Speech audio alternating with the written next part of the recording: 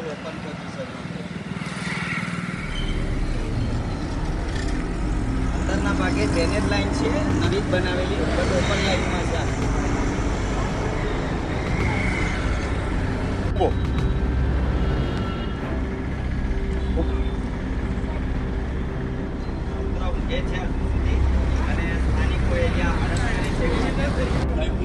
નજીવો વરસાદ હોય ને તોય પાણી પણ થતી નથી અહીંયાથી રોડની સફાઈ બે બાદ થતી નથી સામાન્ય વરસાદ પડે તો અહીંયા ઢીચણ સમૂહ પાણી ભરાઈ જાય છે એવી પરિસ્થિતિ સર્જાય છે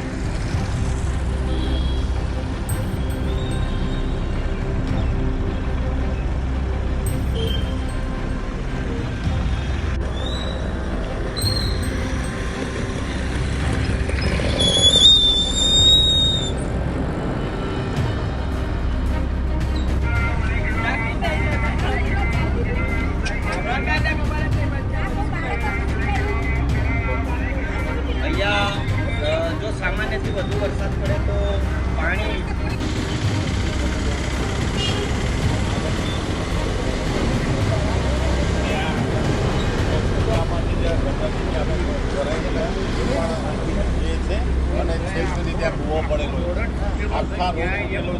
ક્યાંય કોઈ પણ પ્રકારની સુવિધા ઘૂસી જશે તો કોણ જવાબદાર બતાવો ખાલી આ માંગણી કરીને બહુ ઊંડો છે હા તમારું છાપામાં બધે આજે આપી દઉં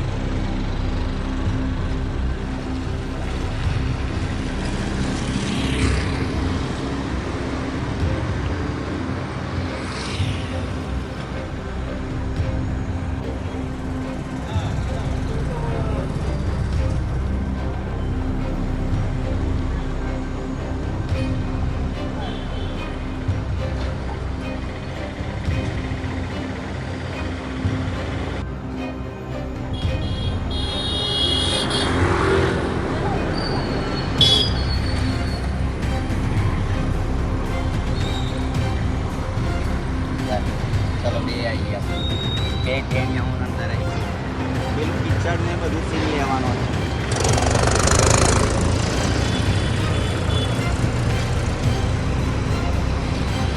ભયંકર પિક્ચર થયું છે બતાવી દઈશું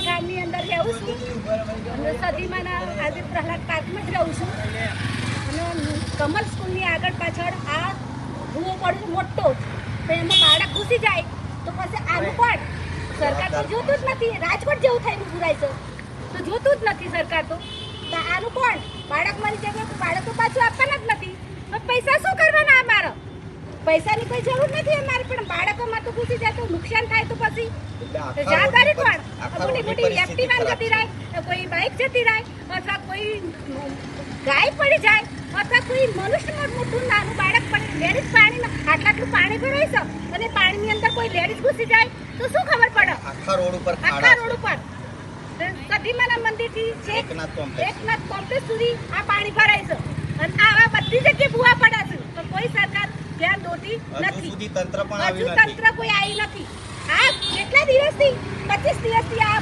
જોઉં છું પણ આ કોઈ તંત્ર જોવા આવતું નથી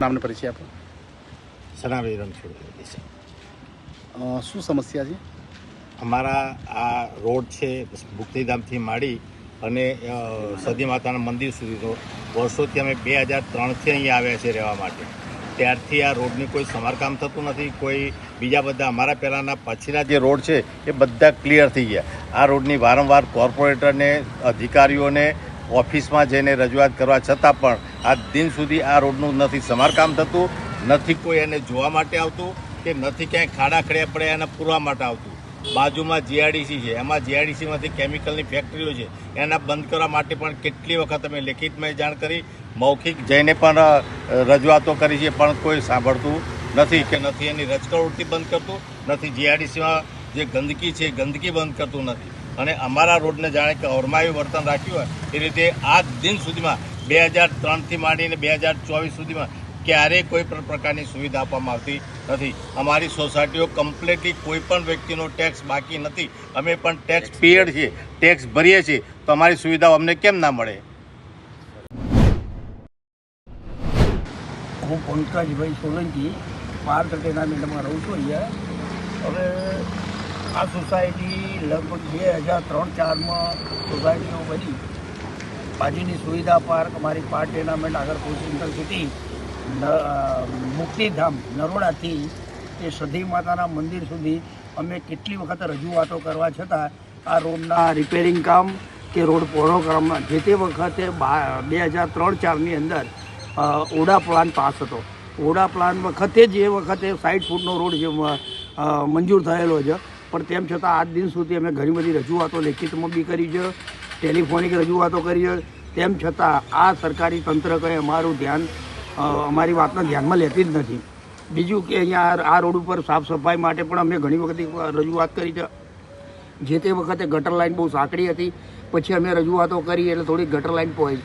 આમ છતાં પણ આજે અમારી સોસાયટીમાં ચોમાસાની અંદર પાણી વરસાદ આવ્યા પછી ઢીચણસમાં પાણી ભરાઈ જાય છે.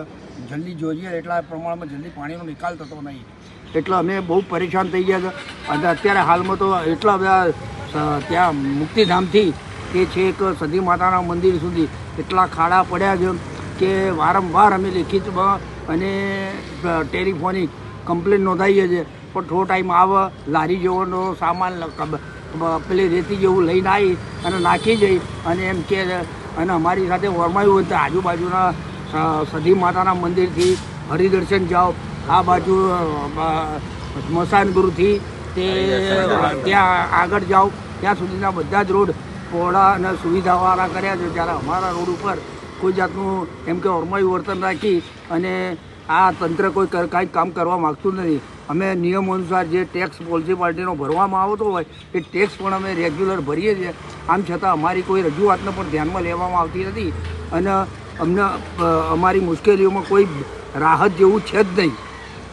એટલે એક તંત્રને વિનંતી કરીએ છીએ કે આ અમારા રોડ રસ્તામાં જે બીજા આજુબાજુની સોસાયટીઓમાં કે જે રોડ રસ્તા બન્યા છે, સફાઈની કામગીરી, લાઇટો પણ જે એવી નાની નાખવામાં આવેલી કે સાંજ પડે અને આમ અંધારા જેવું જ લાગે કે સામેથી વાહન આવતું હોય તો ઘણી વખત દેખાય જ નહીં.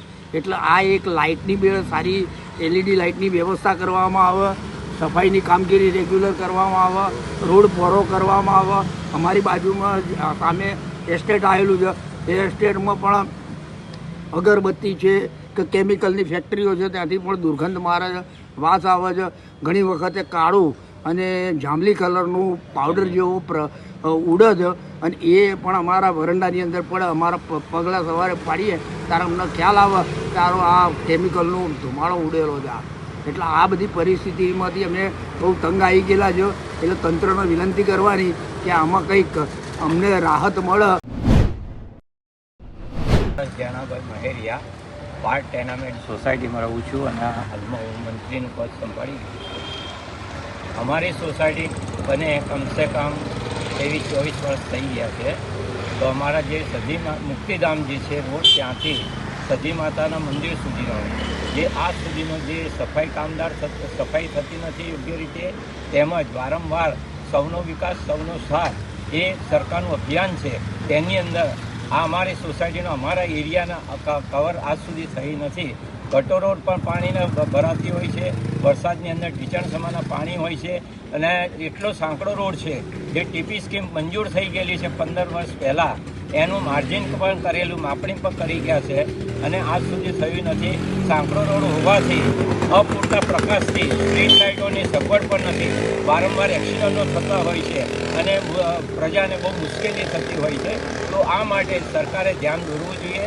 વચ્ચે કોર્પોરેશને જે સ્વચ્છ ભારતના રીતે વોર્ડની અંદર ફરિયાદ નિવારણ કેન્દ્ર આપ્યું હતું, તેની અંદર પણ અમે જયેલા, ત્યાં પણ અમે જઈને અરજી આપેલી છે. પાસ સુધી કોર્પોરેશનના કોઈ હોદ્દેદારો, જવાબદાર અધિકારીઓ જાત તપાસ કરીને અને આનો કોઈ યોગ્ય કાર્યવાહી કરતા નથી. અને અમારી માગણી એ છે કે જ્યાં વસવાટ નથી હોતો, બહારના રોડ હોય છે, જ્યાં આગળ હાઈફાઈના જે સોસાયટીઓ હોય છે, ત્યાં મોટા 60-80 ફૂટના રોડ બનાવી દીધા છે.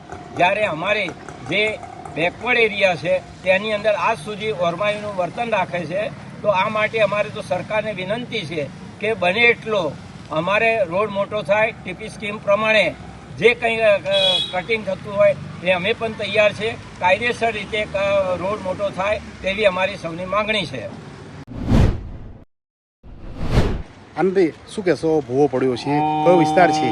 મારું એમ કેવું છે કે આ નરોડા ગામ હરિદર્શન 4 રસ્તા પાસે 4 રસ્તા ઉપર એકનાથ કોમ્પ્લેક્સ આવેલું છે. ત્યાંથી માંડીને સધી માતાના મંદિર સુધીનો જે આ ટ્રેક છે, આ રોડ ઉપર વાહન વ્યવહાર ખૂબ જ ચાલે છે અને અહીંયા પરિસ્થિતિ બહુ ગંભીર છે. અહીંયા જો સ્કૂલના બાળકો પણ અવારનવાર અહીંયાથી અપડાઉન કરતા હોય છે અને જો સામાન્યથી વધુ વરસાદ પડે તો તેવી પરિસ્થિતિમાં જો આપણે જોઈએ છે કે એક મસ્ત મોટો એક ભૂવો પડેલ છે, પણ તંત્રએ હજુ સુધી બેરિકેડ લગાવીને એને આડેસણ પણ કરી નથી. બિલકુલ 4 રસ્તા ઉપર જે નાના બાળકોની પાસે જ એક વિદ્યાલય આવેલી છે, કમલ વિદ્યા મંદિર, અને પાછળના ભાગે જોઈએ તો ગ્રોમર વિદ્યાલયના જે સ્ટુડન્ટો આપણી પાસે ઊભા હતા અને એમને રજૂઆત બી કરી કે અહીંયા કોણ જવાબદાર. તો આપણે જાણીએ કે શું તંત્ર હજુ સુધી એની આંખો બંધ કરીને કે આ આંખે પાટા બાંધેલા છે તંત્રએ, કે આ રોડનું આ આંબેડકર માર્ગ છે આઈ થિંક મારા કહેવા મુજબ. અને એનાથી જો સધીમાના મંદિરથી તમે જોશો તો એકદમ વીઆઈપી રોડ છે. ત્યાં બિલકુલ વચ્ચે ડિવાઈડર લગાવેલું છે, કલરફુલ એકદમ બાગ બગીચાવાળો રસ્તો બનાવેલો છે. અને આ રસ્તાને જોઈએ તો એની પરિસ્થિતિ આજે પણ નહીં, મેં આને 2 વર્ષ પહેલાં પણ મીડિયામાં જણાવ્યું છે, સંદેશ પેપરમાં પણ આપ્યું છે. તેમ છતાંય જો અધિકારીઓ હજુ પણ ઊંઘતા હોય તો આનાથી વિશેષ પરિસ્થિતિ કોઈ આપણા દેશની કહીએ. હું નાગરિક તરીકે ભારતનો નાગરિક છું, હું ટેક્સ પેયર છું, હું ટેક્સ ભરું છું. તેમ છતાંય જો આવી ગંદી નાલી ખુલ્લી હોય તો આમાં જવાબદાર તંત્ર જ છે, બીજું કોઈ નથી. બીજું કહેવા જઈશ તો મારે આ માર્ગને કેમ અહીંયા ડિવાઈડર નથી, એકદમ વન વે ટાઈપનો રોડ, આમાં પુષ્કળ પરિવહન ચાલતું હોય છે, નાના બાળકો અપડાઉન કરતા હોય છે. વરસાદની સિઝનમાં તો આ પરિસ્થિતિ અહીંયા જે બિસ્માર થાય, જો અત્યારે અડધો કે પોણો ઇંચ વરસાદ જો ખાબકી જાય તો અહીંયા આ બાળકોના ઢીચણસમાં પાણી હોય છે જ. મારું બાળક પણ આ રોડ ઉપર જતું આવતું હોય છે. ઘણી વખત તંત્રને ફરિયાદ કરું છું. હા, કમિશનર સાહેબ સારા છે, મેં જાણ્યું છે, સ્વચ્છતા અભિયાન ચલાવે છે, પણ આ રોડ ઉપર સ્વચ્છતા કેમ નથી એના સવાલ મારા વારે ઘડીએ ઉઠ્યા છે. પણ તેમ છતાંય કોઈ આની સામે જોતું નથી. તો મારે અત્યાર હાલ તો આ જે ભૂવો છે એની પરિસ્થિતિને જો કાબૂમાં કરવામાં આવે અને જો અહીંયા દવાનો છંટકાવ કરવામાં આવે, મચ્છર માખીનો ઉપદ્રવ વધતી જાય છે ચોમાસામાં, તો એની પણ સ્પ્રેડિંગ કરવાનું હોય છે. એ સ્પ્રેડિંગ કે ફોગિંગ કોઈ કરવા આવતું નથી. અહીંયા તંત્ર પણ ઊંઘે છે, રહીશો વારે ઘડીએ ફરિયાદ કરે છે. આગળ એક જીઆઈડીસી છે, એની દુર્ગંધ મારતી એકદમ દૂષિત હવા જો આજુબાજુ સ્પ્રેડ થતી હોય છે સવારે, અહીંના રહીશોનો શ્વાસની બી તકલીફો ઊભી થાય છે. પણ તેમ છતાંય કોઈ જાણતું નથી કે કોઈ જોતું નથી. વારે ઘડીએ આપણે મીડિયામાં બોલાવીએ છીએ, તંત્રને જાગૃત કરીએ છીએ, પણ તેમ છતાંય આની આ જ પરિસ્થિતિ. અહીંયા હું 2 વર્ષ, હું તો 20 વર્ષથી અહીંયા રહું છું, પણ 2 વર્ષથી હું આની પાછળ લાગ્યો છું. તેમ છતાંય આ રોડનો વિકાસ થતો નથી. ગટર લગાવવા આવે છે, રોડ ખોદીને જતા રહે છે, ખાડા એમના એમ રહે છે, કોઈ કામ થતું નથી. એટલે અહીંયા જેસી કે તેસી પરિસ્થિતિ છે. જે આપણે સાઉથ બોપલમાં હમણાં જ જોયું છે કે નવા રોડ ઉપર મોટા ભૂવા પડે છે અને અંદર આખી 4 વ્હીલ ગરકાવ થઈ જાય છે. તેમ છતાંય તંત્ર જો ત્યાં નથી જાગૃત તો અહીંયા પણ જાગૃત નથી. અને વાતો કરીએ છીએ આપણે અમેરિકાની કે ચાઇનાની કે ત્યાં આવું છે ત્યાં આવું છે. અરે આપણા દેશની અંદર અને એમાંય અમદાવાદમાં, અને એમાંય આ જો તમે ટીપી સ્કીમો પાડો છો, નરોડા અને નિકોલનો માર્ગ જુઓ, એકદમ વીવીઆઈપી બધા રોડ રસ્તા, એના દરેક 4 રસ્તા ઉપર એકદમ સરસ મજાના વચ્ચે ડિવાઈડર લગાવેલા છે, રંગરોગાન થાય છે. અહીંયા તો રોડની પરિસ્થિતિ ન કહેવા જેવી છે. પણ તેમ છતાંય અત્યારે બાળકોએ મને સાથ આપ્યો અને અહીંયા એક પાટિયું અમે ઊભું કર્યું છે જેથી કરીને કોઈ બાળક ગરકાવ ના થઈ જાય. અહીંયા પહેલાં પાર્કમાં રહું છું અને અહીંયા મોટો ભૂવો પડેલ છે આજુબાજુના સ્કૂલના વિદ્યાર્થીઓ જતા એમને તકલીફ પડે છે. નાના બાળકોને સ્કૂલના જતા આવતા દરેક વિદ્યાર્થીઓને મુશ્કેલી પડે છે. હોતા અહીંના આજુબાજુના માણસોના બહુ પરેશાની થાય છે.